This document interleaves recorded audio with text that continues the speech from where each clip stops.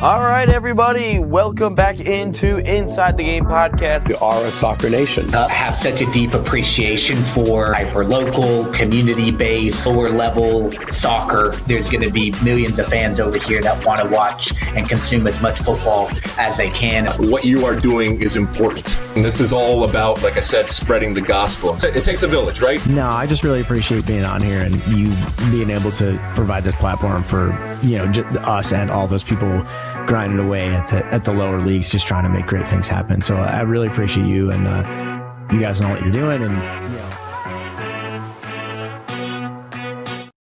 All right, welcome into the most sad episode of Inside the Game, episode 315. My name's Ryan Glinsky, producer James Schofield in the building. Make sure to hit the like button if you haven't already. Obviously, hit subscribe. And all that fun stuff. And, James, anything happened last night? Anything happen at all? I don't think anything happened. I was watching some stuff, and no, I don't think anything happened last night. I was watching it, but nothing happened. I think I was watching grass growing, or I don't know what was happening, but something was happening maybe, but it looked like nothing. It looked like nothing. Oh, no. Yeah, nothing happened. We will get into all the stuff. We already got a couple of chats in there. Jonathan Watson, again, get in the chat. If you want to skip the line in the chat, you guys can hit in the super chat. Obviously, we've got a lot to talk about here today. Jonathan Watson says, FIFA hit back and accused UEFA of hypocrisy in latest war of words over Fuller and Balogun decision. I know Lebanese Patriot was talking about that as well. I do remember you from the Paraguay versus America match, Lebanese. But no, is it still, it was a red card? Yes, it was. But here's the thing about the whole Balogun situation. FIFA's corrupt. You can do what you want about it. And there's actually a rule in place. So a couple journalists tweeted about this last night, that there's actually a rule in place that every team could actually use this process. Everyone, I guess, just didn't use it before, I guess. But all I know is this is going to open up a can of worms when it comes to World Cup and FIFA and Euros and whatever it is. So, that's basically what's going to happen. I guess this was a rule. USA didn't break any rules about the Fuller and Balogun situation. Here's all I'll tell you is, maybe don't start them. Maybe put them start them in the second half, like I said. Give the team a spark. But no, let's not do that. And then all of a sudden, let's not even play well at all, Balogun. So, Balogun played like shit anyway, so it's not like it even mattered. The whole team played like shit, but, fun stuff. Anyway, James, let's get into the talking points, sadly, for the day. What do we got? Oh, same old U.S. men's national team. Yeah, same old U.S. men's national team. It's just like the Lions, just like the Detroit Lions, same old Lions. What's next for the U.S. men's national team? Obviously, we'll get into that as well. I do have a handful of prospects that maybe could make a little bit of noise, but also I'm tired of hearing about the next guy. The GOAT debate is officially over with Messi and Ronaldo. As Ronaldo exits, Messi still plays here today. And then CONCACAF sucks, dude. None of the host nations did a thing. They were all set up for success, yet none of them did a damn thing. Lebanese, I could not watch it, but I was kind of sad that Belgium defeated USA. Yep, same thing here. But anyway, let's just get straight into it, guys. Let's get straight. James, do you have any thoughts about this to start? Because I'm gonna be long-winded here when it comes to USA. I just want to get your thoughts in there. What did you think about the game? So for one thing, I was very conflicted. Here's the deal. Granted, I'm very sad, but at least I can keep my hair. That's true. You do get to keep your hair. USA's not making the semis. Yeah. James can keep his hair. James can keep it. If there's one winner in all of this, it's James. He doesn't have to keep his. So I am actually scheduling my regular hair appointment so I can get my hair cut properly instead of going bald, because I look terrible bald. So I was relieved on that. So some mixed emotions. I'll be honest. I was watching it last night. I was doing my Ryan impersonations. I'm like, come on, US, what are you doing? Yeah. That was a perfect setup. That was me the whole time. And I'm just like, I didn't get it. They didn't show up last night. Period. They just didn't show up. No. All right, everyone. Let's cut the shit. Let's just cut the shit. Let's rip the Band-Aid off. Let's just get into it about how ass the USA was last night. Yep, that was the worst possible outcome that we could have had. That was Lebanese Wall Street, the Argentina versus Egypt. I hope so. I'm hoping I can do that. I don't know how this will hold up in my voice. So we don't know, and obviously I've got some commentary tonight as well. So we don't know what exactly we'll be able to do. Oh damn, the Cavs re-signed. We got Utah. It says Trump cursed them. Well, now if you think about it, Belgium is now cursed because they did the dance. And if you watch any team that does the Trump dance, they ultimately lose. So now Belgium's cursed. So we're just passing on the curse to Belgium. So Belgium is going to lose now to Spain. So that's exactly what's going to happen. That's all I know is hey, when you do the dance, check out the Detroit Lions, the Detroit Tigers, and what happened to them after they did the dance. We all know what happened to them after they did the dance. But anyway. Yep. Let's cut the shit with the USA. Time to rip the Band-Aid off. Again, I'm probably going... Again, if you want to skip the line in the comments, do a super chat. Probably not going to get to the comments right away. It's going to be a minute. But anyway, U.S. men's national team versus Belgium. It's the same effing story with the USA. It's play the big boys and get belt to ass. That's all it is. It's an empty calorie tournament yet again. It's the same story.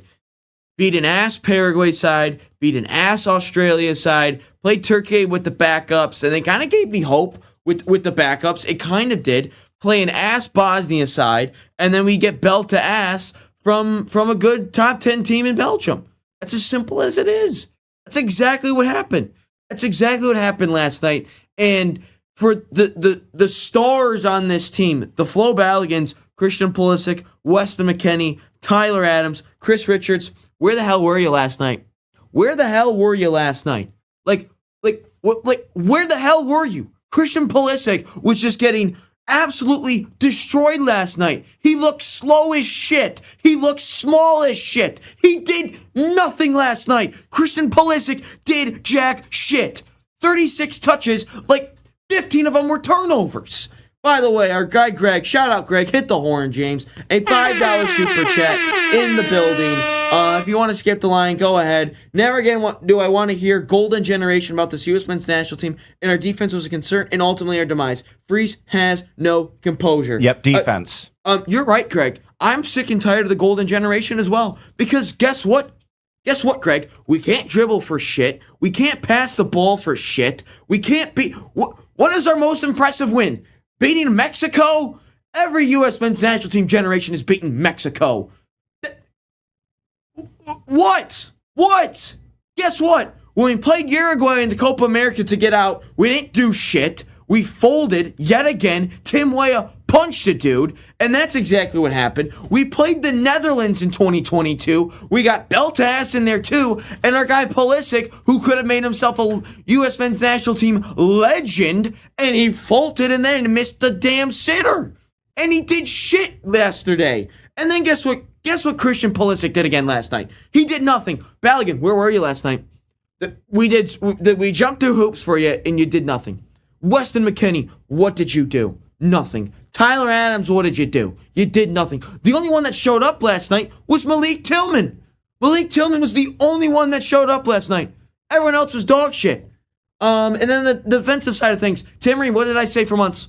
What did I say for months about Tim Ream? What did I say about him? It was that he was ass. I want him on the roster for veteran leadership. I want him there. Don't want him starting.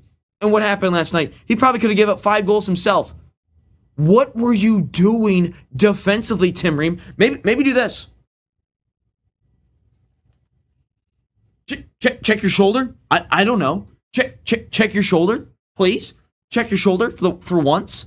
I don't know. Check your shoulder. You got obliterated last night, Tim. Tim, where were you? You got obliterated last night. And then the third goal. Oh my God. What was I watching? I said Matt Freese was ass coming in the tournament. I felt that Matt Freese was ass. And he was ass. His controller died last night.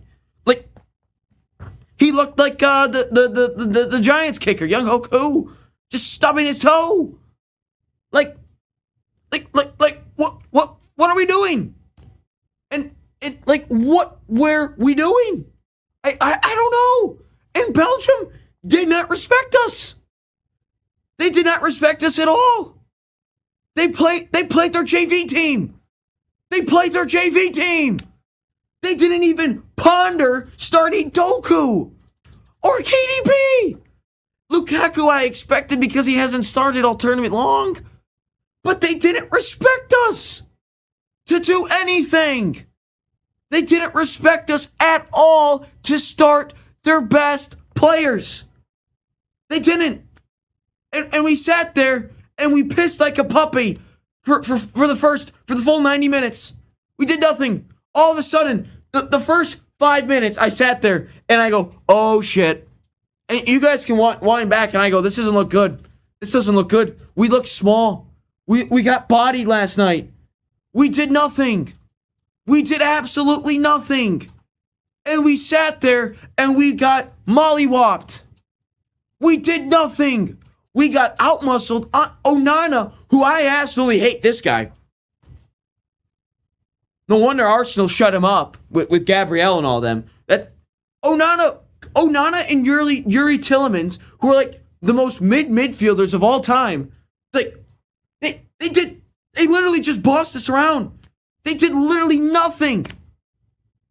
Like they did nothing last night. Belgium did nothing special. Don't get me wrong, but they didn't even respect us. All they did was outmuscle us. They actually dribbled the ball. They know how to pass the ball. They just imposed their will. And you know what it was last night? And I guys, I apologize. I will get to all the comments here. I will get to them. If you want to skip the line, send in a super chat. I will get to the comments, guys. I apologize. But I know I've been reading the comments, and you guys have been great, obviously. I see you, Carlos. I see you, Greg. I see you, Michael. I see you, Lebanese Patriot. I see you guys. I will get to the comments here. But just let me rant for like 30 minutes here. Maybe not 30 minutes. Probably like 10. But it's the same effing story. It's the same story with the USA, dude. It's the same story. Christian Pulisic did nothing. And I had high hopes for Christian Pulisic. I go, have your moment tonight. Have your golden moment. Go out there and do something. Christian Pulisic did as much as me in this World Cup. He did nothing. Absolutely nothing. Had an assist in the first game against Paraguay. Australia didn't play. Didn't do anything against Turkey. Didn't do anything against Bosnia. Didn't do anything last night. And Carlos, you're right. The Captain America, who skipped the Gold Cup to take a break, get fit for the World Cup, and post Instagram pics playing golf with his now ex-girlfriend just to shit the joint. You're right.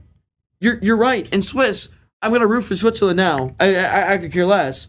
I don't know if the U.S. I don't know if soccer is gonna be more prominent in the U.S. We'll get to that conversation after the fact. After this rant here, but we did nothing. We genuinely sat there and pissed like a puppy. We sat there and did nothing. It's the same story. We are literally, this is the same story 12 years ago. It's the same story 12 years ago. Can we beat the Belgiums? Can we beat the Colombias? Guys, we're not on the same playing surface as those nations. We're just not. We can't beat a soul. We have, in my lifetime, we have not beaten a soul in a World Cup. We haven't.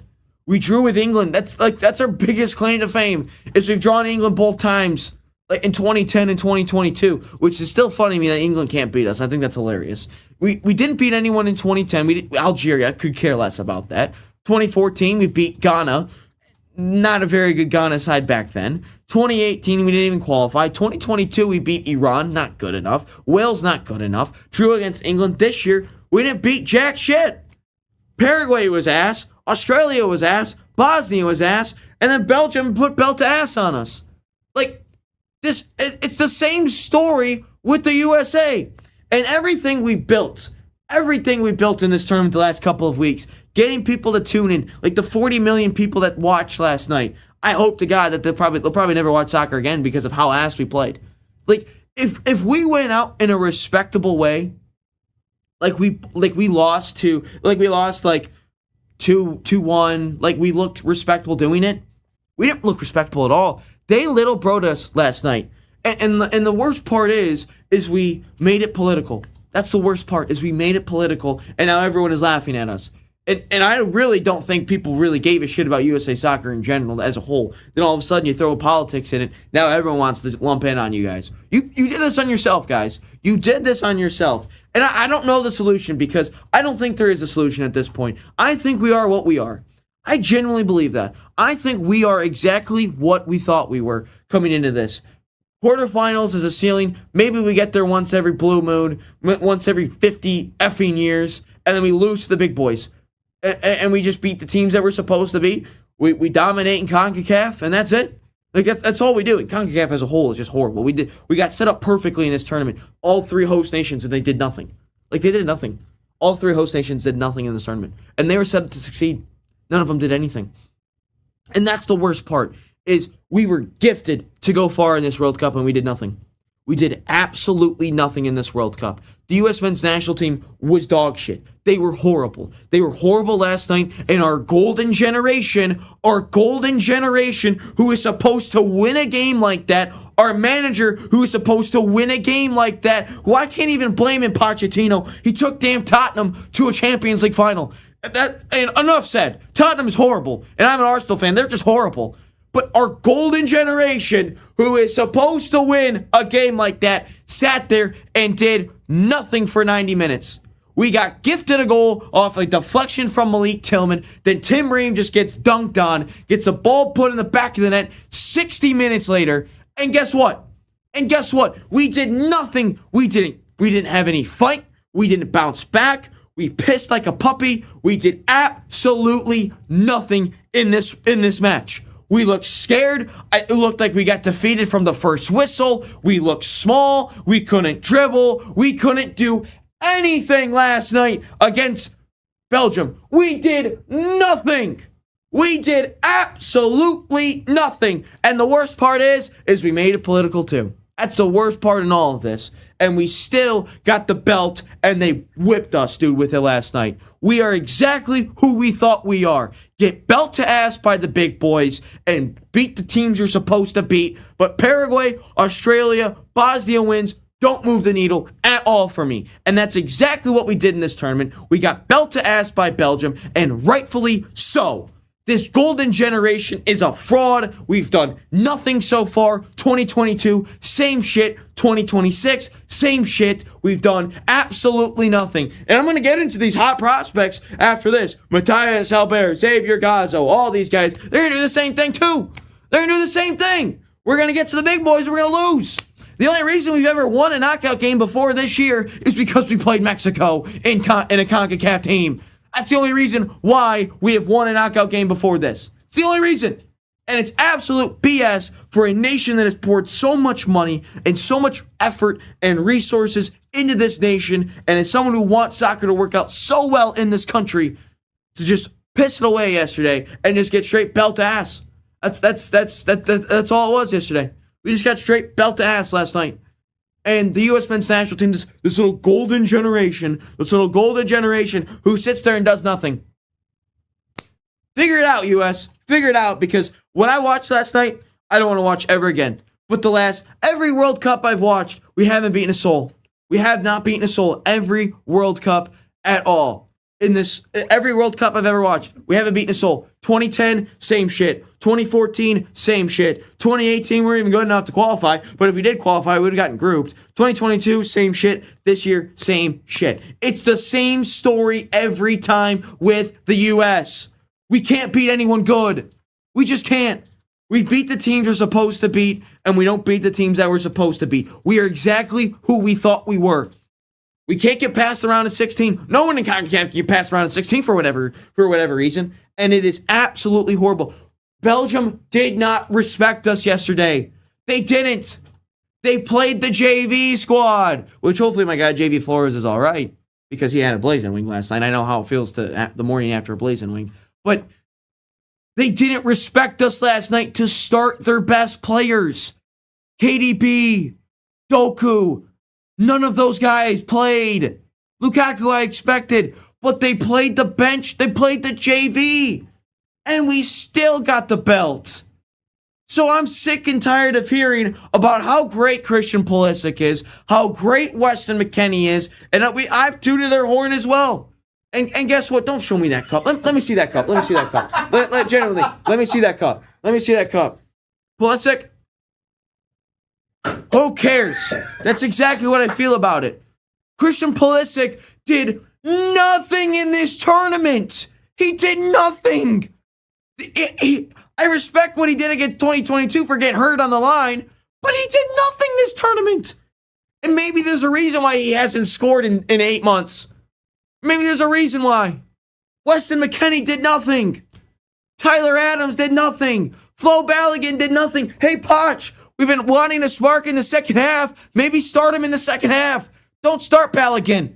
You start him in the second half, all of a sudden the crowd gets, oh my God, we're going to get juiced up. We're going to get amped up for Flo Balogun. He's back in the second half. Start him in the second half. But we looked slow. We looked a step behind. We looked, most importantly, we looked scared. We pissed our pants last night. And the whole world saw it and laughed at us. By the way, I never thought I'd see the day where the whole world would laugh at the U.S. men's national team losing a World Cup match. But for the love of God, figure it out. Figure it out, U.S. That was horrible. And I don't want to hear anything about this golden generation anymore. Until you figure out how to beat a Belgium side or European side, a respectable one, don't talk about this golden generation. Don't talk about it again. Sick and tired of this shit. Sick and tired of it. For how much I've had to hear the last 8 years, and I've invested my time into reading and watching videos. Dude, there was a time in 2019 and 2020 where every time I'd be in the middle of a set, I would watch. I'd read something when I was lifting. I would read something about what the U.S. men's national team players did overseas that weekend. Every single time. Bro, I don't even know, James. We're just gonna free flow this. He's asking me about when to go to commercial. I don't know when we go to commercial, James. I generally don't know. But I'm just concerned for your health. Concerned for my health? I'm a Michigan football fan. Somebody came in. I'm a Michigan football fan. My health has been definitely suffering I'm just before. concerned because somebody's like, think about your blood pressure. Frank, it's all good. Blood pressure's fine. Frank is concerned, and I'm equally concerned. Frank, appreciate it, but my blood pressure's fine. Tim Ream literally got dunked on like Vince Carter in the Olympics. Yeah, that's true. Like, that was horrible last night, and I'm sick and tired about hearing about the next guy up, the next guy, the next guy, the next guy, the next guy. Well, when's the next guy going to show up? When's the next guy going to show up? We looked small. We looked scared. That's the worst part is we looked scared last night. I have seen this group go toe-to-toe with England. I've seen it. I've seen us put belt to ass on Uruguay. But for some reason, in the World Cup, we look scared again against the Netherlands and against Belgium. It's the same story every single time. It's horrible. We'll get a couple of comments. My apologies, guys. Dave has been in there. Welcome in, Dave. He's been obviously in a part of it. Swiss Michael, I feel you, bro. If Swiss loses tonight, I'm in anger tomorrow like you today. Swiss lost every 1-8 game at World Cup since 2014. Soccer is a lot to suffer as well. I'm an Arsenal fan. I've suffered a lot. Canada did get the best ever result at the World Cup. I don't know. They won a game. I don't know. Belgium's goal duration tried since 12 years to win. And we got belt to ass by them too, and they're not even good anymore. Frank, hello to you too. My blood pressure's fine, Frank. Swiss, I think it's still the best USA team ever. It just needs time. I don't know about that. I'm tired of hearing about this being the golden generation. I'm tired about hearing about how good these teams have been playing overseas. I'm tired about hearing AC Milan, Juventus, and all that teams. I'm tired of covering it on this show about how well they've been doing overseas when they don't do it for the USA. I'm sick and tired of it. I could care less. Sebastian Berhalter, who I've hated so long, has played well in this World Cup. Done more than Christian Pulisic. Has done more than Weston McKennie. Did more than Tyler Adams. And I hated Sebastian Berhalter coming into this. Swiss, I'm sorry for the fans of the U.S. team, but for Trump, it was a reality check. He don't get the... That's the worst part about it, Swiss. That's the worst part, is we got politics involved in this, and we didn't... And we got we got the belt put on us right now. We got the belt put on us last night, and it's an absolute disgrace. It didn't need to go that way. It went that way, and we got the belt behind from it, and it didn't need to get that way. And for what we had to jump through to get that guy to play, Flo Balogun to play for us, he did nothing last night. Everyone's first touch was off last night. Everyone's passes were off last night. We couldn't connect a 5-yard pass to save our lives. Tim Ream looked like shit. Tim Ream looked horrible. He got dunked on. And oh my God, dude. Oh my God. Sick and tired of this U.S. men's national team. Craig, Berhalter and Tillman were our best players all tournament. I'm not going to lie. Sebastian Berhalter impressed. Tillman impressed. I feel bad for Malik Tillman. He's the one, and Berhalter too. The two players that balled out last night. Everyone else just sat there and did nothing. Serginho Dest probably had money on Belgium. He couldn't dribble to save his life. Anthony Robinson couldn't pass. Pulisic couldn't do anything. Balogun, Adams, McKennie, all of them did nothing last night except Tillman and Berhalter. And it's not just because Tillman scored a goal. I thought he relatively played well. But that was the worst possible result because guess what? You are now going to have every soccer casual in this country who now no longer don't care about the sport now, who all of a sudden don't care at all. They're just going to go back and be like, hey, it's football season. Well, technically, training camp is starting up here in the next month or so. But now every soccer casual in America who is just glancing at it can now just say and go back that the U.S. men's national team just sucks ass. I watched Dave Portnoy just rip his shirt off and say, well, that sucked. Our team's ass. Like, that's what everyone thinks of you now. Like, it's almost like the Ice Cube rant or song. Here's what they think about you. And what they think about you, USA, is that you guys are dog shit and you can't beat the big boys. You don't deserve to be in that next grouping of sides. You just don't. You just don't. You're horrible. You're not good enough. USA, every time, it's not good enough. And you guys simply can't get it done in the biggest moments. You can't get it done, and it is absolutely horrible what you guys did and what you guys showed on that field last night. It was horrible, and you guys don't deserve to be. You guys don't deserve to be on the field at all. Like, did you guys even respect to wear the U.S. men's national team crest? Did you even respect? Did you even care to do that? The 2014 side put up a better fight than you, and they didn't have the European players. The 2014 side, Tim Howard was way better. Clint Dempsey, and Chris Wondolowski takes his chance. And guess what? KDB, Lukaku, Morales, Prime Hazard, they all played in that game. And they put up a better fight than you. They did.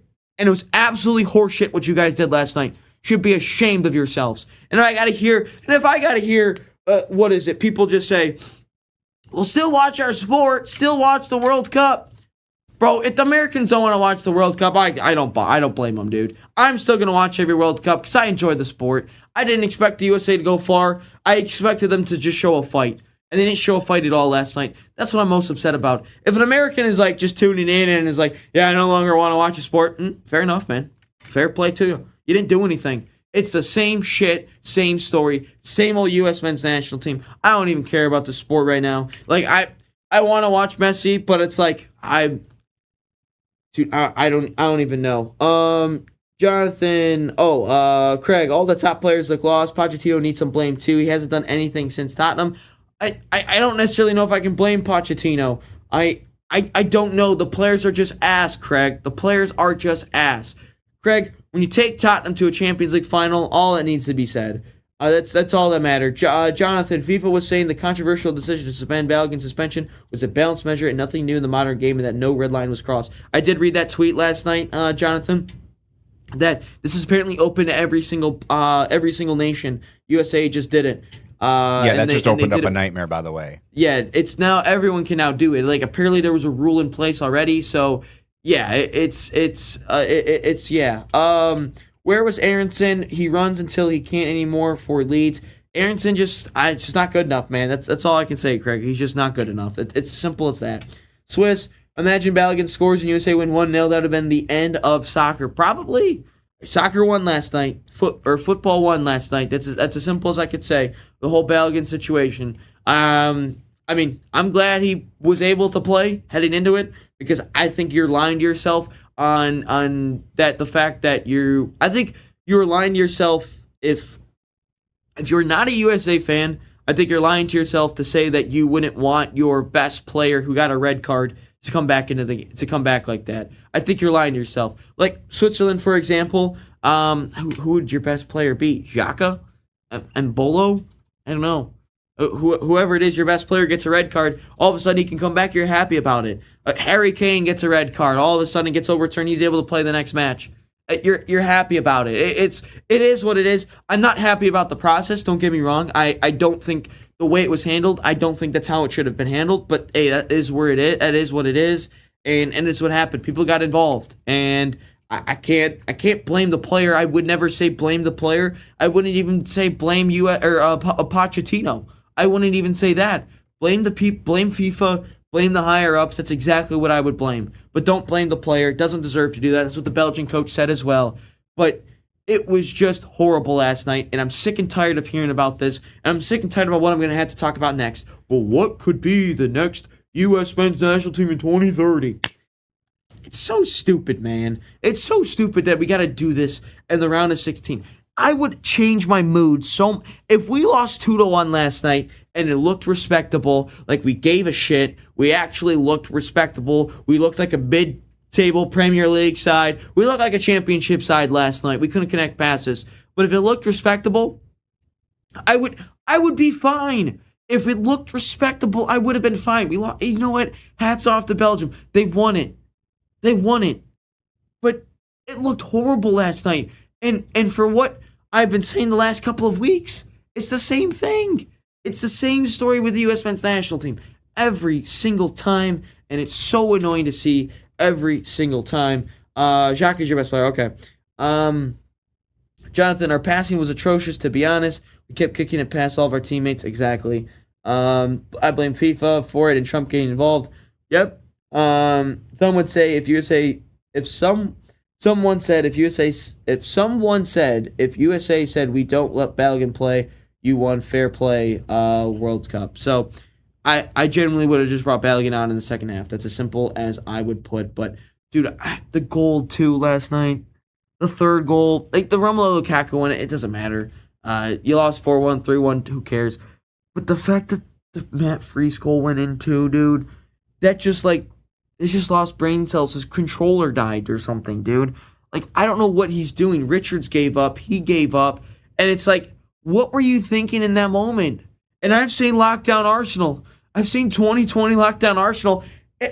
I would have rather watched 2020 Lockdown Arsenal over again than watch that shit. That's exactly what I would have watched a social experiment Arsenal squad than that. Because you know what? They at least won an FA Cup. They won a trophy. They had a couple of goals. Xhaka was still getting red cards back in the day, but you know what? At least I could have laughed at it. At least we had an identity back then of just trying to build out of the back and it just completely would go wrong. But at least we were building something back then in 2020. We ain't building off of anything right now. And I wouldn't be surprised if tomorrow all of a sudden Pochettino just gets up and walks out. I wouldn't be surprised by that. And that is just as crazy it is I would much rather watch 2020 Arsenal than that crapshoot that I watched last night. And now no one will ever talk about it. Today is probably the last day any talk show around America that's going to talk about soccer outside of us here at the National Soccer Network, who's going to continue to talk about it. But, like, legitimately, every news outlet, everyone else is just not going to talk about sport again. So, congratulations, USA Soccer. You shot yourself in the foot.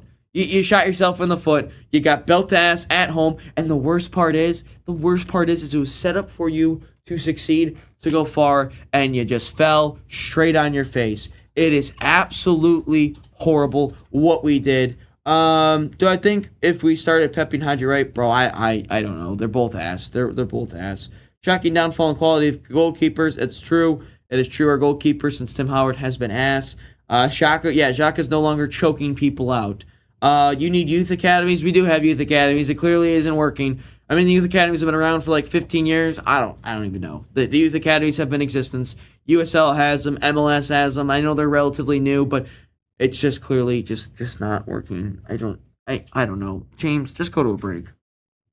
I don't care. Just go to a break. Welcome to the National Soccer Network, your home for soccer. One destination, every match, every moment. Built for players, powered by passion. Live games, highlights, and more each and every day. Only on the National Soccer Network. The biggest stage in world soccer is here, and every goal changes everything. FanDuel is giving you a reason to root for every single one. Introducing Every Goal Pays. Bet on a match and get bonus bets for every goal scored in that match. More goals means more bonus bets, and all you have to do is turn on your token. The U.S. look like they are truly poised for a dream run at this point. From the opening whistle to the final kick, let there be goals on FanDuel. Visit FanDuel.com to get started now. 21 and over, select state. For Kansas, in affiliation with Kansas Star Casino. 18 and over in D.C., Kentucky, and Wyoming. Gambling gambling problem? Call 1-800-GAMBLER or 1-800-MY-RESET. In Connecticut, call 1-888-789-7777 or visit ccpg.org/chat. In Maryland, visit mdgamblinghelp.org. In Massachusetts, visit gamblinghelplinema.org or call 1-800-327-5050. In New York, call 1-877-8-HOPE-NY or text HOPE-NY. In Louisiana, call 1-877-770-7867. And listen to Orange Slices, sponsored by FanDuel Predicts, wherever you get your podcasts. Great game footage starts with Vio. Now a pass deep and up front. With NSN, we can transfer your Vio footage into a professional broadcast. Elevate your Vio experience today. Call 248-525-2083. Opportunity and a shot and a goal! The National Soccer Network, your home for soccer.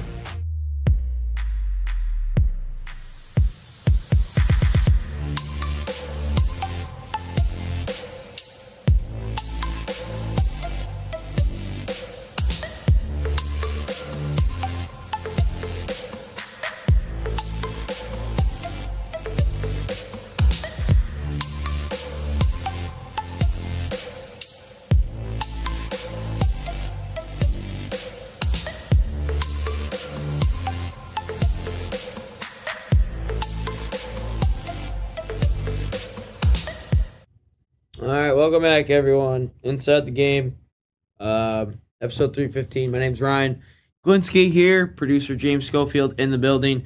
Sorry about the little bad transition there, James, but James on top of stuff. So, just another sad day for the U.S. men's national team fans. And the thing that sucks, at least for me personally, is like, there's not many people in the country that I think absolutely care about the sport of soccer or care about the U.S. men's national team as much as I would like to say. But it's just sad to see. It's a sad reality because this is the first sport that I truly got into, I guess, as a kid. Like the 2010 World Cup came on and just watching that happen, and then obviously I become an Arsenal fan shortly after, and Robin Van Persie makes me want to love the sport even more. Like Messi and Van Persie are like the two players that really got me into the sport.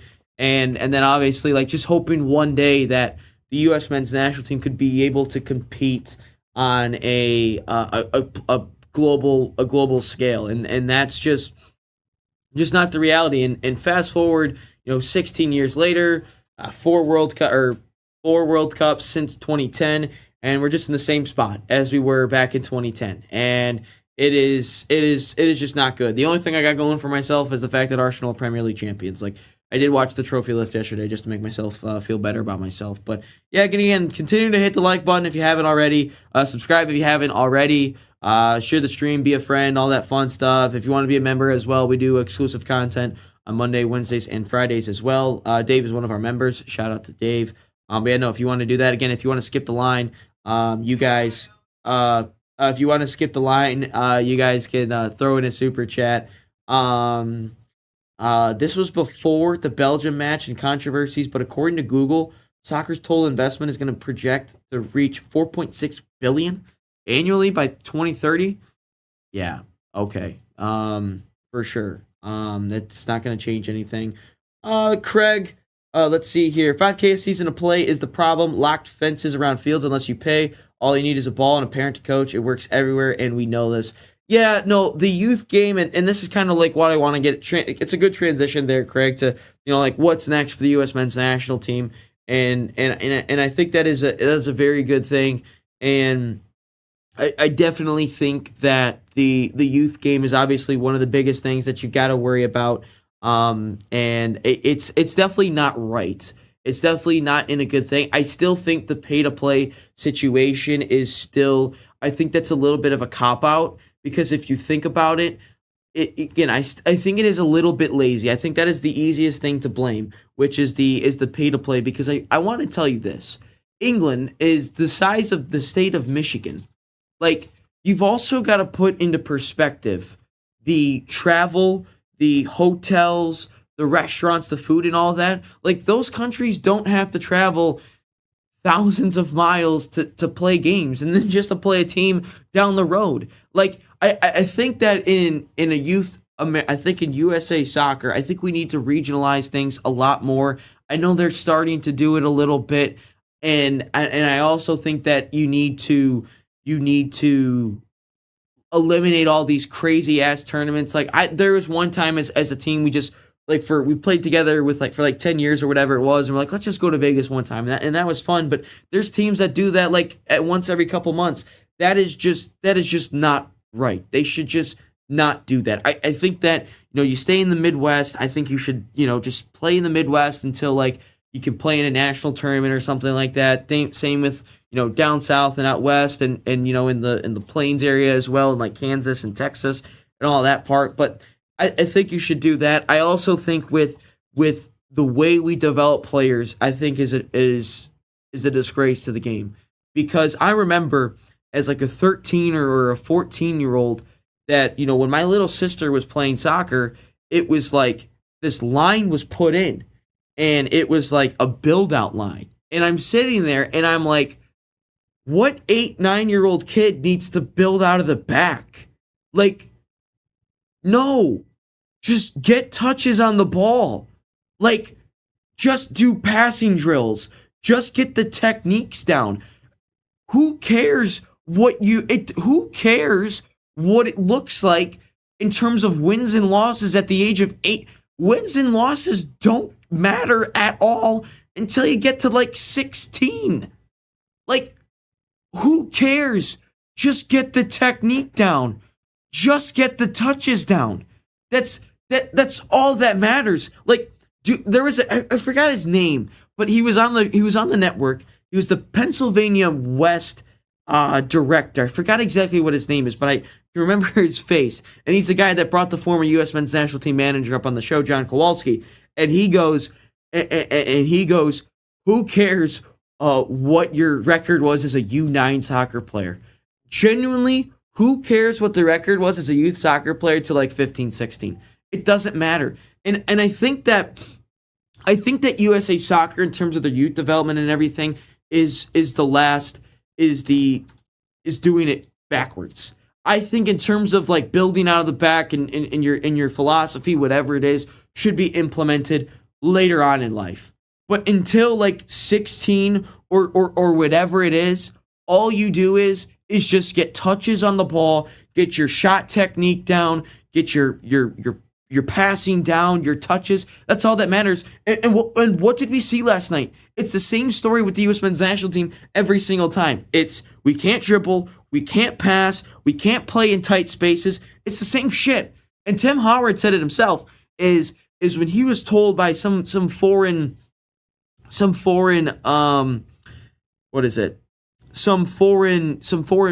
or whatnot, whatever it was, he said, your strikers suck in tight spaces.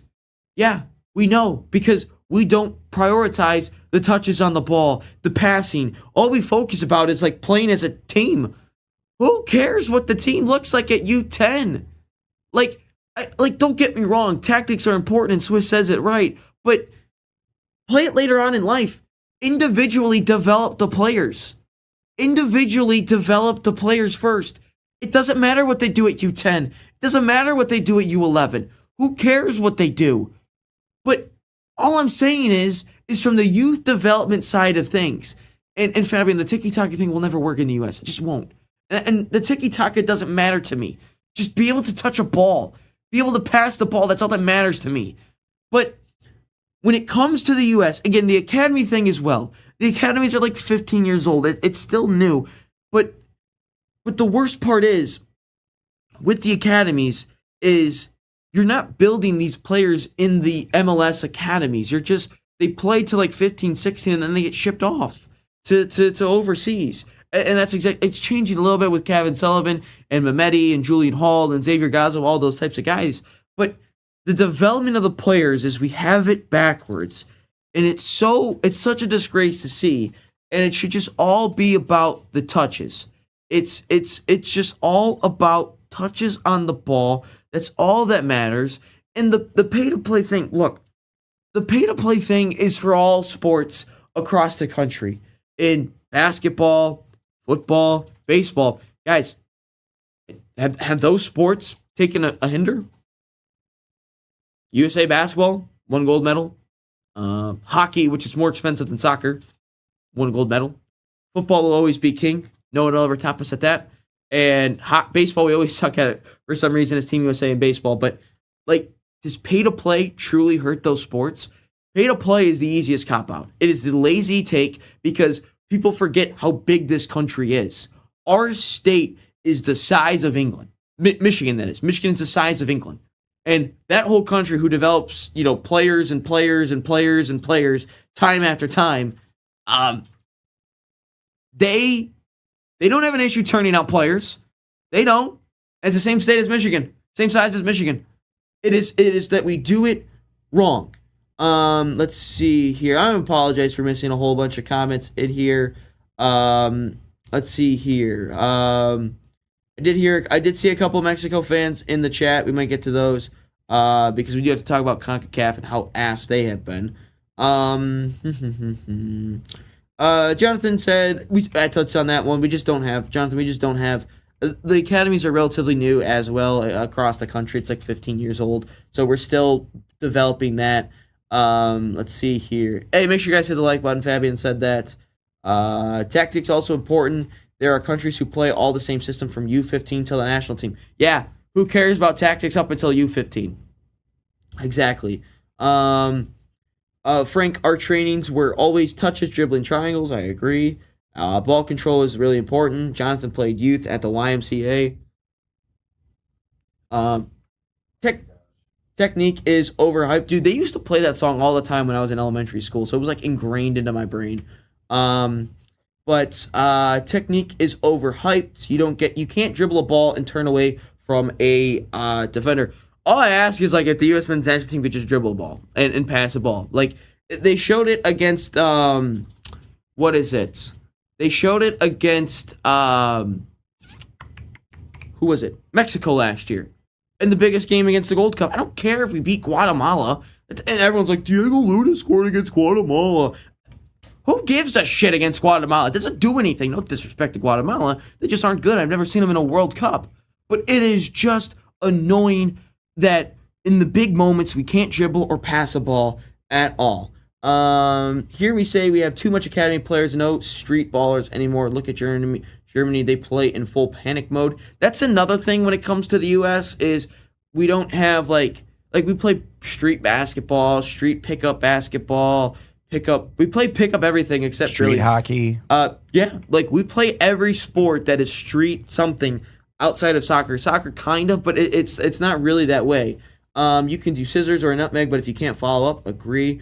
Youth academies start at U12 here, although Peru quality is not the same as Brazil, but they focus on 2 touches and passes. Just look at the Mexican player turning on midfield and then losing the ball. That is a basic thing if you were not coached from the back. Oh, also another thing, coaching is a sense players coaching each other if there's a defender behind you and if you have time. Look, I think you guys are all bringing great points. Swiss, Jonathan, Frank, and Fabian. I think you guys are all bringing up really, really solid points. You can get your thoughts in the chat as well. But it's as simple as this, guys. It's as simple as this.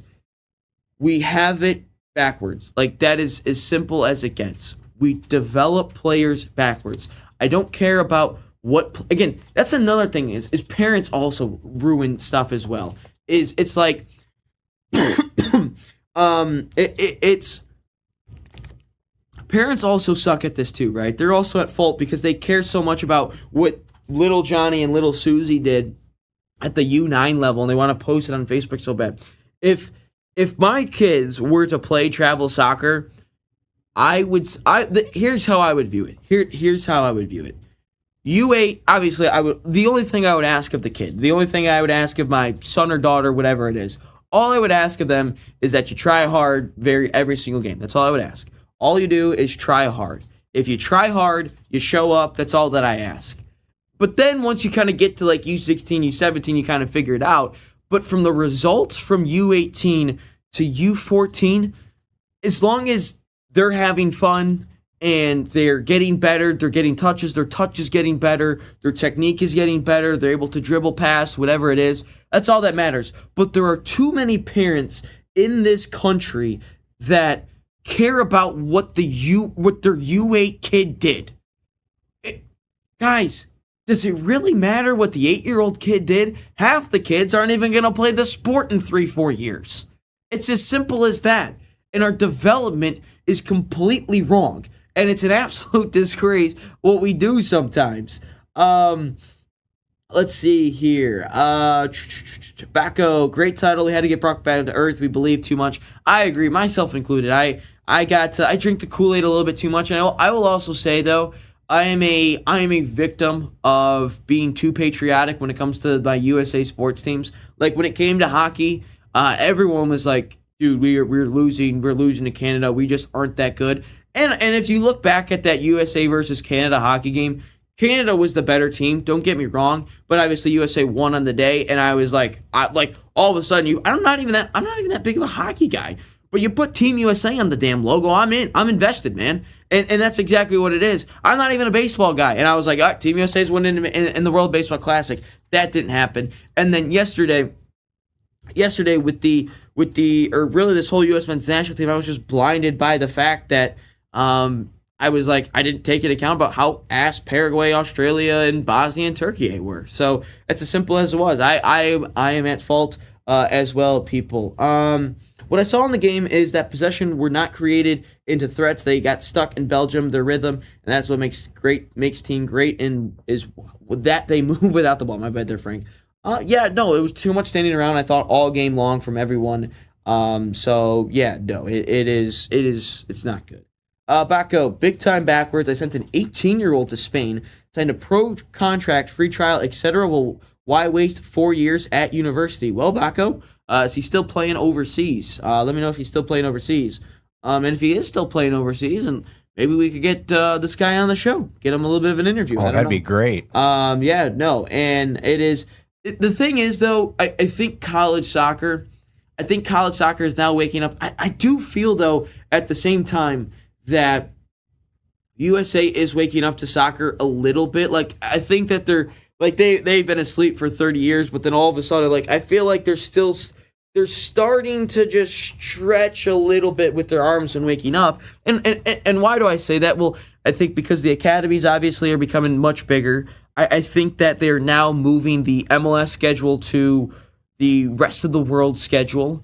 I think also that college soccer is now moving to the full year schedule as well. So I think that simply because that I think we are waking up just a little bit to the world's game. I think we're just barely stretching at the moment. These aren't like drastic changes where we're going to compete for a World Cup, but I think we're starting to wake up and realize that we just aren't that good. And I think that is obviously a good thing. Let's see here. Backo, yeah, he just signed 2 days ago. Okay, congrats. Hit the horn there, James. I have 4 others as well. All played UPSL at once, but I'm speaking Spanish lower leagues, Gibraltar top tier. Okay, that's still cool though. That's still awesome, Backo. I didn't know that you had that many soccer ties. Frank, in my opinion, that is why I could never let it go, because football is not only about running to balls and scoring, it's about reading the pitch and wanting to ask for the ball so your teammates can get openings. Yeah, I agree too. I think our off-ball movement has just been horrible. But hey, let's take a break here real quick. I found something about a projected 2030 USA World Cup roster list. So I want to get into that real quick. We'll get back into the GOAT debate about Ronaldo and Portugal losing last night as well. Then we'll just finish off with CONCACAF sucking. And So don't go anywhere. 3:15 will continue. Great game footage starts with Veo. Now a pass deep and up front.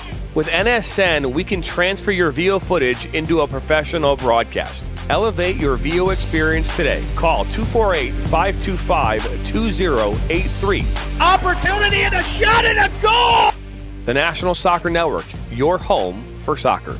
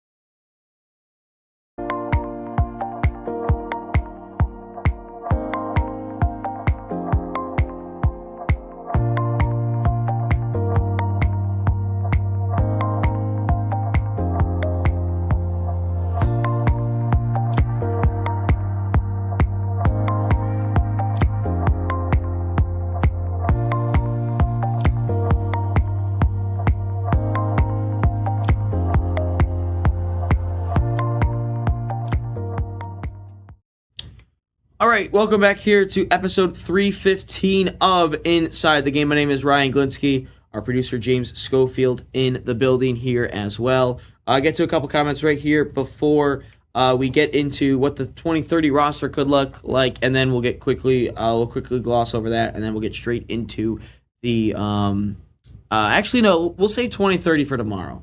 We'll say 2030 roster for tomorrow. We'll get into the GOAT debate, and then we got to finish out with CONCACAF. We will save 2030 for tomorrow, what it could look like. And you guys are really liking the little development thing as well. Maybe we can get into that as well. Let's see here. Swiss, in USA women's soccer, again, continue to get your thoughts in there. Hit the like button if you haven't already. I don't know how many likes we're at, but could we get to 10 likes on the video? That would be awesome. Make my day. Make me feel a little bit better about the USA loss last night, which you guys were great, by the way. Appreciate every single person that was in the live stream, even if you guys were trolling.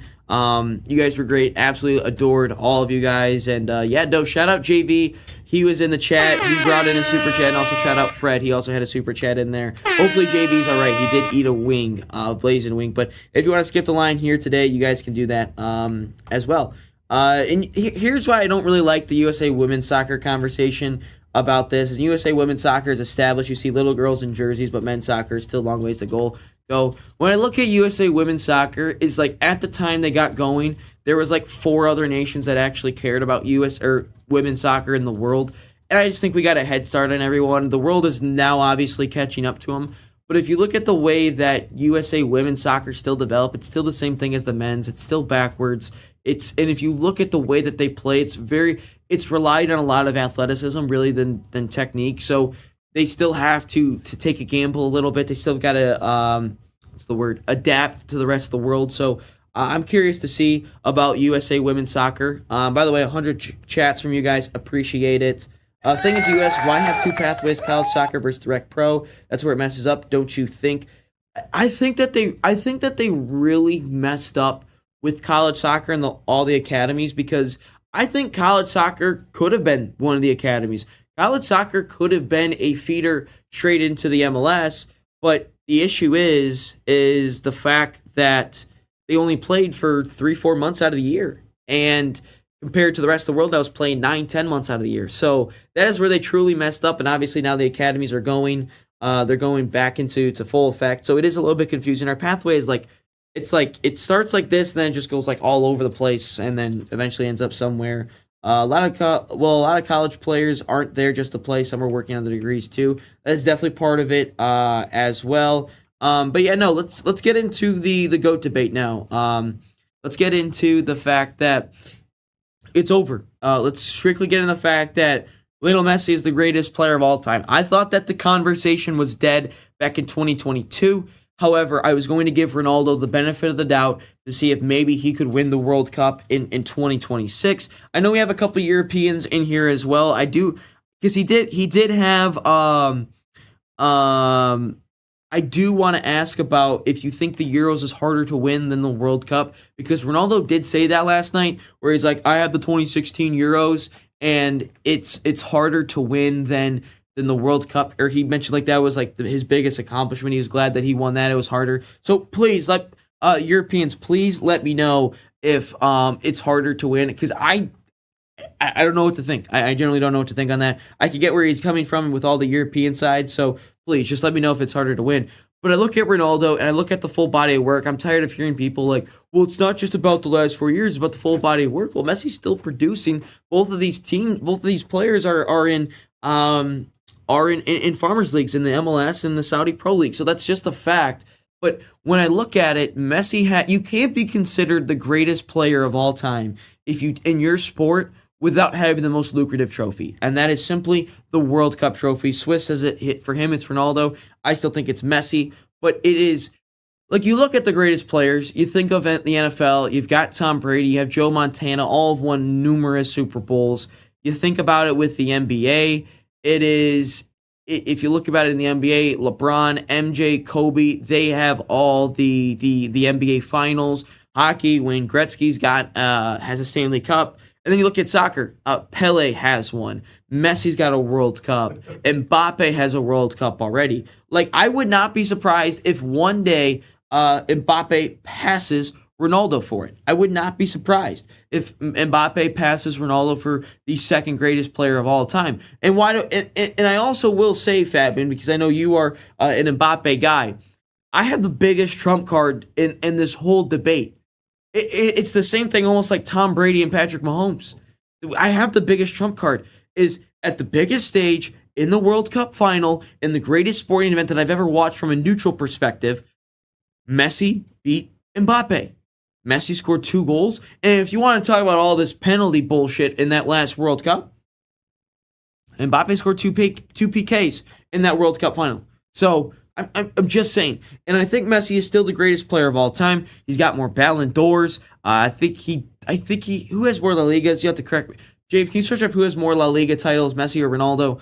I know Ronaldo has more Champions Leagues. Technically, he does have more Premier Leagues. But Messi, everything he does in terms of his play is way better than Ronaldo, because I think Ronaldo relies too heavily. What is it? Who's got more? Messi's got 10. La Ligas? Yeah. Ronaldo's got 2. Ronaldo doesn't have just 2 La Ligas, does he? Yeah. Well, with Real Madrid, yeah. How many La Liga titles does Ronaldo have? Dude, there's no way he has just 2. Holy shit. He only has 2. Yeah. That is wild. 2 to 10, baby. 10 to 2. That is wild. Yeah. I know he's got the 5 Champions Leagues, but he only has 2 La Liga titles? Yeah. That is crazy. So I think we should say, yeah, I mean, the GOAT debate truly is over, right? Yeah, it's truly done. Like, I didn't even know about that. I thought it was more. But anyway, you think about it, head-to-head, they played in the same league. Messi obviously has got more La Liga titles. He's got a couple Champions League. Obviously, not as much as what's his name, Messi, or not as much as Ronaldo in terms of Champions Leagues. But I think the debate is truly over with Ronaldo and Messi. And let's also just think that we were a part of this era for how long. That Ronaldo and Messi played against each other. They never played together. They played against each other for so long. 2 of the greatest to ever do it. And also, being an American sports fan, also be happy that these 2 players played in the same era. I'm sick and tired of the LeBron MJ debates. There's different eras. Montana and Brady, different eras. So it is absolutely awesome the fact that we were able to get all of this with that they're in the same era. But I think it is truly over. If you got any thoughts about this whole Ronaldo Messi debate, you guys can get your thoughts in there. Skip the line with a super chat if you want to do that. But it's sad to see almost, because obviously that's like my entire childhood are these 2 guys and how well they've played it. It's sad to see the legends go, and obviously Neymar as well. Neymar is gone as well. I think Neymar is one of the most hated players for whatever reason, but that is just the case, and it is simply the fact that he's gone now, and I do have a sneaky suspicion that he might be on the roster in 2030.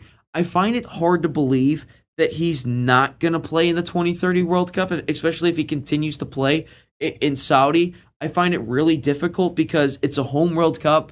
You're never going to get it again, and you're on your home turf. So, and I also think Portugal should be ashamed of themselves in this world. I want to get into Portugal real quick, where I thought Portugal was horrible in this tournament. I think they've got too many egos. I think they got too many individual good players. I don't think they were set up properly by Martinez. I'm pretty sure he got sacked last night. But I just don't think they were set up at all. They just were walking around. I mean, they have the best midfield 3 in the world in João Neves and Bruno Fernandes and who's the other one? Vitinha. Their midfield 3 is so good. But what would that how did they look so bad? And you've got Nuno Mendes, and you've got Bernardo Silva, who I still hate, by the way, and you have Ronaldo, and you still have all those guys, João Felix, but it just felt like they were just playing 1v1 soccer out there. They're just playing individual. They're just out there. It looked like a pickup basketball game, just going 1v1 against each other. So it is. I think Portugal should be ashamed of what they did yesterday. I thought they were awful. Mikel Moreno, the Arsenal man, does save Spain. I do think Spain is going to beat Belgium in the next round.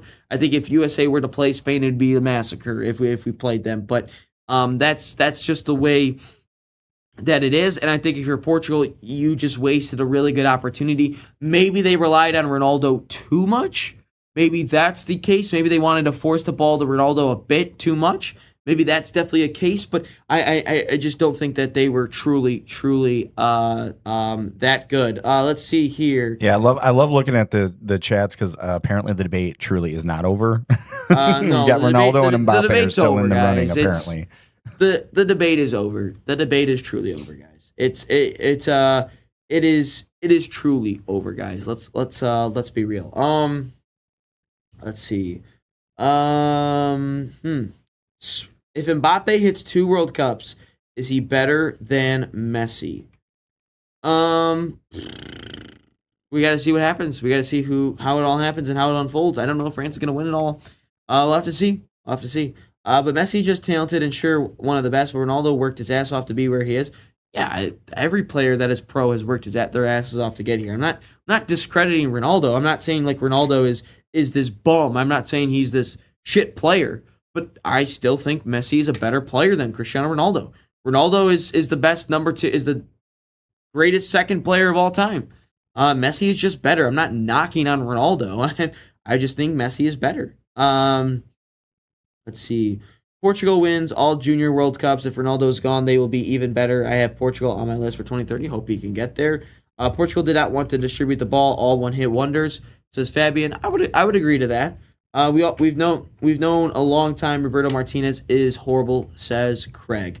Roberto Martinez just sucks whatever he touches. So if I'm an international coach and if I was a club coach, I would not want to touch Roberto Martinez with a 10-foot pole. So that is just me. I would not want to do that at all. Not like Ronaldo. No one does more than Ronaldo. I'm not discrediting what Ronaldo does. He's worked very hard to get where he is. I just don't think I don't think he's better than Messi. So it's simple as that. And maybe Mbappe does do the same thing. David with the crying emojis, USA flags. Hey, me too, man. Me too, David. all of us here. I mean, yeah, we're I've all been feeling that way, dehydrated. Dave. I've been dehydrated since last night just from just the tears.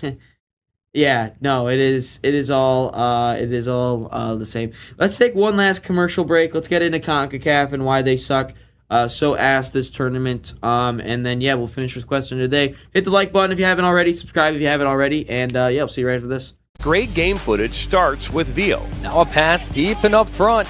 With NSN, we can transfer your Veo footage into a professional broadcast. Elevate your Veo experience today. Call 248-525-2083. Opportunity and a shot and a goal! The National Soccer Network, your home for soccer.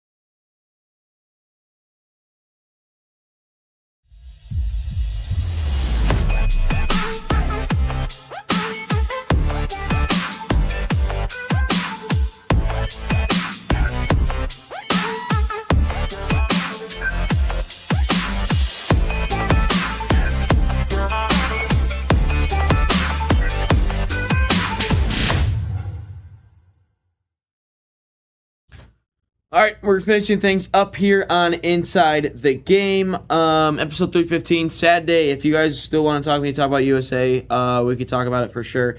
We're getting into the CONCACAF portion here. We had a couple comments during the break there. Fabian says, Ryan, what would you say when France beats Argentina now? We'll have to see what happens. We'll have to see what we get there. We'll have to see what it looks like. I'm sure Mbappe would probably get a couple PKs in the mix. Fabian, Ryan, tell James about my coaching staff if I had the money. I don't remember the coaching staff, Fabian. We got David, who's still upset with everything. Me too, David. He thinks Brazil. Hey, technically, USA got out of the same round as Brazil, so I think we're as good as Brazil, guys. I'm just going off of logic. Pulisic was horrible yet again in this World Cup. in this World Cup match. Swiss, 6 hours till I will be on full support mode for my whole country is on fire because of tonight. It's our time now. I don't even know what that means. So I guess that's like your Go Switzerland thing. I don't want to say the wrong thing there, Swiss. But all right, shout out Switzerland. I think they win tonight against Colombia regardless. Striking coach Van Nistelrooy, goalkeeper coach Buffon, defense coach Maldini, midfield coach Iniesta, head coach Pep. And I am the GM. How about that coaching staff for the Team USA? Yes, Fabian, I'm down with that. Fabian, it's the same thing. We still wouldn't have the players for it, so it wouldn't truly matter, as we learned last night. But Ryan, you'd be the GM. Yes, things would still suck, and I would get more blame. So exactly, people like me would start Even blaming better. me. So anyway, one more round in Germany that is technically true. Christian Pulisic is horrible. Yeah, I would agree. But anyway, let's get in the CONCACAF thing real quick. This region just sucks, man. CONCACAF is just not good. It's like Mexico, Canada, USA. It is like the CONCACAF teams didn't beat a soul this tournament. Mexico, USA, and Canada, USA, and Mexico were both. It's like out of focus there for a second. The CONCACAF teams were horrible. Like none of them beat a soul at all. Like Canada, USA, Mexico were even given these paths to make it far. You're able to chill in your home nation for the next round, or the round of 32 and the round of 16. Canada didn't do it. Mexico did it, but they lost to every soul. Canada, they only beat Qatar and South Africa. Not impressive wins for me. USA, they only beat Paraguay, Australia, and Bosnia, all ass. Mexico, they beat, They beat South Africa, not good. Korea, not good. They even got a faint goal for that one as well. And then Czechia was also horrible. And then you get into what they did in the knockouts. Ecuador, also not very good. And they all played the big boys. They all played a top 10 team, Morocco, England, and Belgium, and they all got BTA'd. Like, you look at the Canada game, Morocco played horrible, and they still won 3-0. Like, Morocco wasn't even good on the day, and they still won 3-0. Then you got Jesse Marsh going, I'd rather be us than them. Oh, shut up. I'd rather be playing in the quarterfinals than sitting at home. And then you look at Mexico. They were up a man for 40 minutes, and they couldn't do anything against England. And they got a faint PK at home in the Azteca, where if I had to hear altitude one more time, that was the most annoying thing ever, was altitude this, altitude that, altitude this. And then you're throwing beer at the poor English fans. And you guys made me root for England. Thanks a lot. And then the USA, they're at home, and they get BTA'd by the JV Belgium squad. It's as simple as that, guys. And they just continued to struggle. CONCACAF just continues to struggle. I think the last time a CONCACAF team made it to the quarterfinals of the World Cup was Costa Rica in 2014. I'm pretty positive. How far did Costa Rica go in 2014? I think they went to the quarters and they lost to the Dutch. I'm pretty positive. Let's see here. They drew with England and beat Uruguay and beat Italy. They faced Greece, won in a shootout. Yeah, they won it. They lost in the quarters to the Netherlands. It's as simple as that. And it is simply the fact that it is... Ronald, don't tell me you're serious on that. Canada looked the most able to hang to me, full strength versus full strength. Ronald, don't tell me you're serious on that. Craig, Jesse Marsh, the next U.S. men's national team manager. You know it's coming someday. It's the exact kind of horrible decision.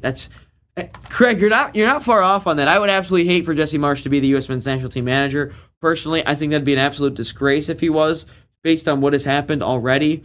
But technically you're probably right when Pochettino's gone in like 2 weeks. So. You're probably right, but it's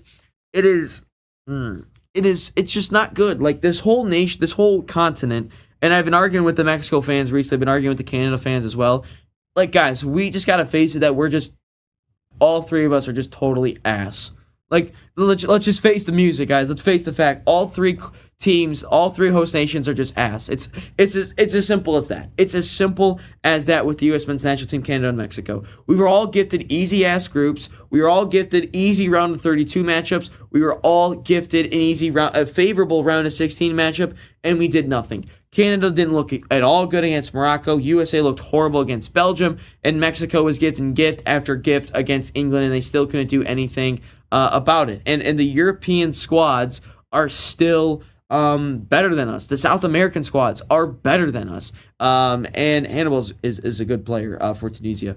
But it is just not good, like, at all, guys. I'm with Fabian. I don't know what Ronald is smoking this morning. But it's just not good. It is simply the fact that this region of the world is just playing the Europeans are just playing a different game than this region. It's as simple as that. And the South Americans, don't want to, discredit them. It is just not a good look when Mexico, USA, and Canada all suck compared to the rest of the world. Like, we're all just garbage. It's as simple as that. And CONCACAF needs to figure it out. I don't know what it is, but the way that we play is just a different game from the rest of the world. And we've got to figure things out. I don't know what it is exactly. I don't know what the exact solution is. I could tell you what the USA solution is. Canada really doesn't care about the sport, if I'm being honest. All they care about is, what is it? It is all about hockey, and they still can't even beat us in hockey. So, yeah, no, it is just an overall just a bad day for us here at the National Soccer Network because, yeah. Just not good. Anyway, let's get into question of the day, James. All right, we shall hear. So here is the question of the day that we're going to provide for you here. I will say, gone but not forgotten. Do you think America is going to keep watching soccer? Are you saying about just this World Cup, or are you saying just soccer in totality? Yeah, so I'm looking at the World Cup as well, because, I mean, obviously with yesterday, I know that a lot of people were watching just because of the drama here in America, because, again, we were talking about that. America loves drama. Are they going to keep watching now that America's out? And after that, yeah, what is soccer looking like next year even for watching? So just in totality, if you could search real quick if they brought out the views at all for the USA belt. I don't think it's out personally, but if you could just search up the views if it's out at all. I don't think it is, because if it's probably still just the 24 million last shown from the Bosnia game, but I don't think it's out.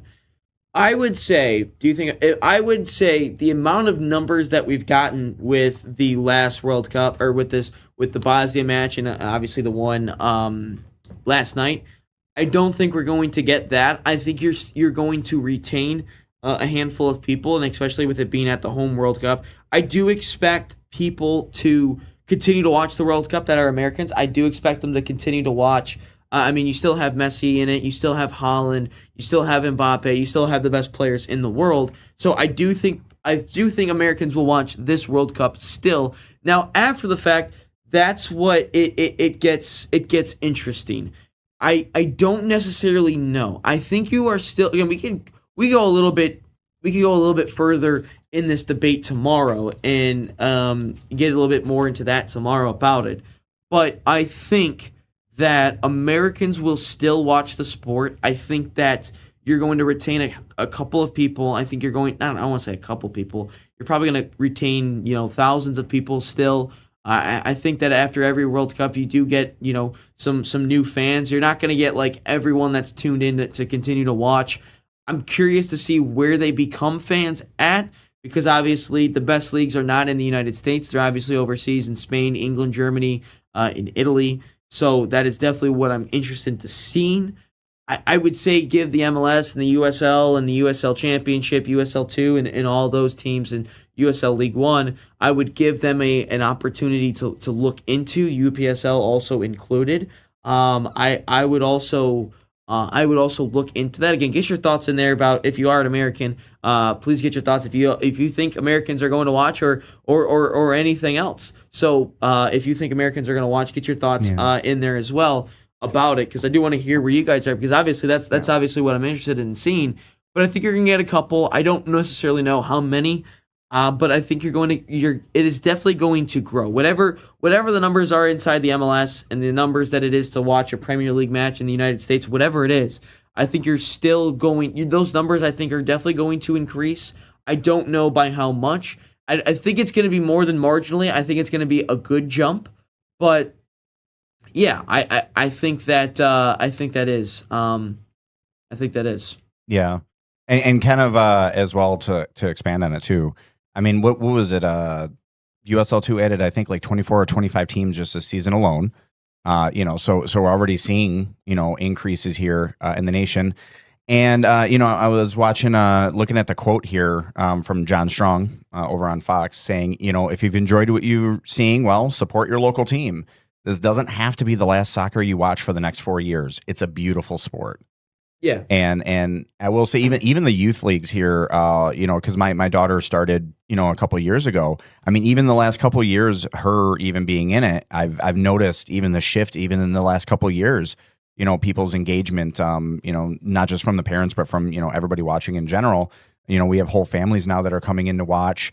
I remember we did the State Cup here in Michigan when I was up there. And I mean, I had people, from all over the nation, like there were, the parents were like, hey, where's this streaming at? Because, I have family over here and I have these people over here that want to watch. And, even in youth sports, it's becoming, nationwide. It's great to see. And I'm really hoping as well that, that we don't see the numbers drop too much now that the US is out. I would agree with you, James, and I would agree with those people because I've seen, like, just in my time, since 2011, I've seen so many people tune into the sport that never really tuned into the sport and follow it and talk about it, like soccer group chats and stuff. Like I do think people are definitely going to tune in. I think this is especially a home World Cup. I do want to get into yes, James is happy he doesn't have to shave his head. He talked about it earlier today.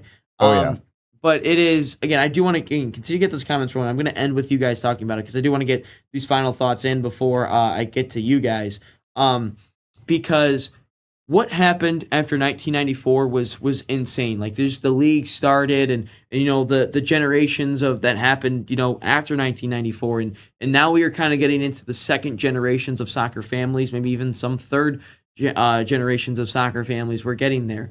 So I'm interested to see what 2026 World Cup will do.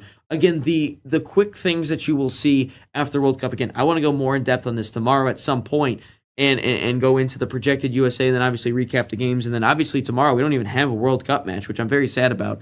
I don't know what we're going to talk about here at the National Soccer Network. But I do want to see the quick things that you are going to see after this World Cup are just views and probably participation at the youth level in terms of kids playing. But then you won't see the true effects, I think, for a couple of years, handful of years, maybe even a decade, in terms of how this World Cup truly affected the American people. So I'm curious to see about all of that. So please, just continue to, again, you're a soccer fan, continue to spread the gospel of the sport, as Alexi Lalas likes to mention. Okay, let's look here. Obviously, want to end with your guys' thoughts. Again, continue to get there. If you want to skip the line, you guys can go ahead and throw in a super chat. And we'll read that one first. Let's see here. Utah, which, by the way, Utah Ute Stan. I'm a Michigan football fan, so I'm hoping Kyle Whittingham can do us some wonders here. He seems like a good coach. He's done a really nice job with your program over there. Hopefully you do the same thing. 85% of Trump supporters are done with soccer now. Meatheads were confused by the game anyway. I think most of these American fans were confused by the sport, period. I had a couple in the group chats itself. Ronald, this is why I became a France frontrunner a week ago, so I can enjoy the whole tournament. LOL. Craig, maybe get MLS off of Apple TV. I'm pretty sure that they are off of Apple TV anyway. I've been seeing games on Fox, so I'm pretty sure they're off of it. James might have to fact check me on that one. I'm pretty sure they're off of Apple TV. Let's see here. Athletes aren't meatheads. Yeah, that one's funny. I think for a soccer boom, you would have needed the win yesterday. I don't think we would have needed the win yesterday. I think, if anything, if we wanted a soccer boom, yes, it is off Apple TV. Yeah, they scrapped it. Yep. I don't think you need to do that. I think that if it was a respectable loss, I think you would have still seen a little bit of a soccer boom. Curious to see what the hockey boom is post gold medal.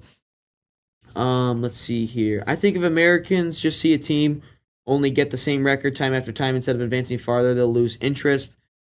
I mean, I don't know. I mean, the Lions constantly suck and people still tune into that. So I'm just saying. The Lions still suck. I still came after Michigan football still sucking for a long time, so I still showed up. I don't necessarily think that John 1994 was peak for Swiss soccer, or now we're at our peak, so that's definitely something. Utah Ute Stan, Michigan couldn't have hired a better coach for the short term. Y'all will be fine. A lot of work to do in that program, though. Yeah, a lot of work to do, Stan. Lots of work, especially. There's just so much stuff. There's so much wrong with Michigan athletics. They got to get things going there. Only remember the Baggio missed PK in 1994. And was not even around for that. But anyway, appreciate everyone that came in here for the sad U.S. men's national team. Dad probably should have showed up in a black suit, if I'm being honest, just for the funeral of the U.S. men's national team. But appreciate everyone that has hopped in here. But the Lions had a couple really good seasons until they fired they didn't fire the OC. The OC just left. He went to the Bears. We didn't fire him. He left for a head coaching gig, and we all expected that one, John. But anyway, hit the subscribe button if you haven't already. Maybe we're doing Messi. I don't know. Depends on the voice. That's like coming up in like an hour. I don't know. And then obviously the what is it? Hit the like button if you haven't already. We already hit more than 10 likes. Appreciate every single one of you in here today. Swiss, Jonathan, Stan, Ronald, Fabian, Dave. We've got Vols, Slim Jimmy. Wonder if he's a Tennessee fan. We've also got Craig's been in there. We've had David. We've had not Fred. We had Frank. He was in the chat as well. A lot of people of you guys were in the chat. Love the engagement. Keep it coming. We'll be back here tomorrow at 9 a.m. If I forgot anyone, Baco, obviously another one I forgot as well. If I forgot anyone else, my apologies. I will be better tomorrow on all of this. But again, until tomorrow for episode 316 of Inside the Game, I do believe Switzerland wins today, and I also believe Argentina is going to win. But again, until tomorrow for episode 316, so long. All right, everybody, welcome back into Inside the Game podcast. You are a soccer nation. Have such a deep appreciation for hyper-local, community-based, lower-level soccer. There's going to be millions of fans over here that want to watch and consume as much football as they can. What you are doing is important. And this is all about, like I said, spreading the gospel. It takes a village, right? No, I just really appreciate being on here and you being able to provide this platform for, us and all those people grinding away at the lower leagues, just trying to make great things happen. So I really appreciate you, and you guys know what you're doing, and